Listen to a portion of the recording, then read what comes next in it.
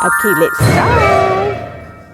Korang kenal Papa Jo? Juri MasterChef Malaysia. Kali ni Ina datang Time Out Cafe nak cuba sendiri menu Ina special nak highlight menu special daripada Papa Jo, eclectic menu. Not fusion but eclectic. Dia ada susu galo. Dia kenapa menu dia macam nasi bakar pandan kangkung sambal belacan. Wow, menarik kan? Daging salai cendawan sisir masak lemak. Wangi je bau dia. Eclectic menu, okey. Lepas tu ni paling Ina terkejut, seriously. Chilean black mustard chocolate sambal.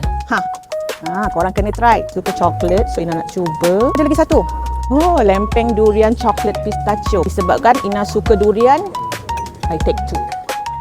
Okay, let's try. Selain special menu Papa Jo, pilihan dekat sini memang banyak. Ada kambing, nasi lemak, pizza, kerabu, lauk-lauk tempatan dan macam-macam lagi. Dessert pun memang ada banyak pilihan tau. Memang rambang mata.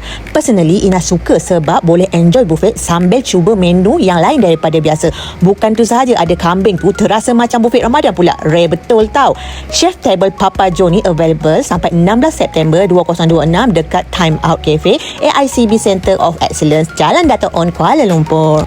Kalau korang tengah cari tempat makan dekat KL yang banyak pilihan tapi dalam masa yang sama nak cuba sesuatu yang special, korang boleh makan dekat sini. Daging salai tadi ni.